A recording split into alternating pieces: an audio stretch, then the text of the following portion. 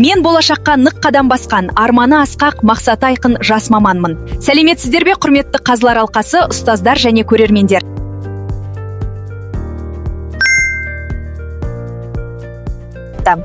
Мен Тасқала ауданы Бірлік негізгі орта мектебінің тарих пәні мұғалімі Кереева Фарида Ержанқызымын. 2021 жылы номер 50-ші жалпы орта білім беретін мектебін аяқтап, Махамбет Өтемісов атындағы Батыс Қазақстан университетінің тарих бөліміне оқуға түстім. Студент уақытымда түрлі шығармашылық шараларға, баяндама, мақала жазудан үздік болдым.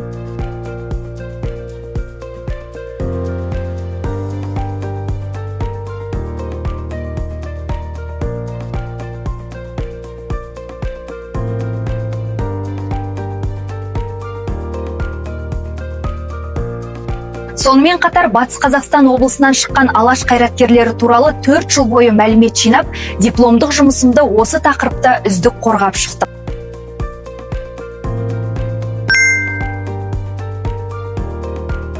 Бүгінгі сайысқа келудегі мақсатым өзімді дамыту, тәжірибе жинау және еліме пайдамды тигізетін білікті маман болу. Тарих пәні бойынша ұстаздық ұстанымым. Тарих өткеннің сабағы, ал ұстаз сол сабақты өмірмен байланыстыратын көпір. Менің мақсатым білімді ғана емес, саналы азамат тәрбиелеу. Қазіргі таңда өзімнің еңбек жолындағы ең алғашқы қадамды Бірлік мектебінен бастап, оқушылармен пән мұғалім ретінде ғана емес, тәлімгер саласында да тығыз байланыстамын.